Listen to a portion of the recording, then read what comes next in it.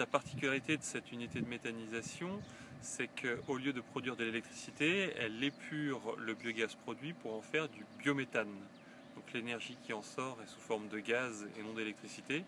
C'est la troisième installation en France, mais c'est surtout la première agricole qui a en plus la vertu de produire en fonction de la demande, c'est-à-dire que l'on baisse notre production l'été et on l'augmente l'hiver pour s'adapter à la demande du réseau des 5 communes sur lesquelles nous sommes raccordés.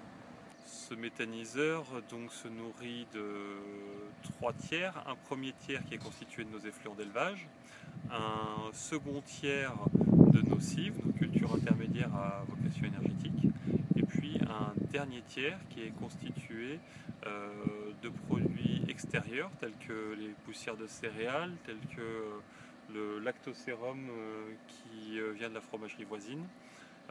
Bref, des produits issus de l'industrie agroalimentaire et qui ont un pouvoir méthanogène et qui nous permettent donc de produire du biogaz.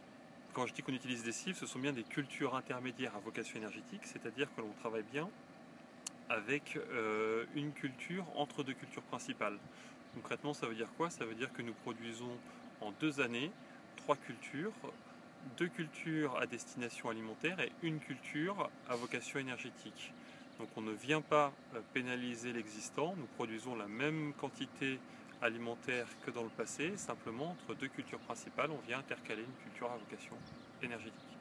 On produit aujourd'hui au régime nominal, c'est-à-dire un débit de 125 nanomètres cubeurs.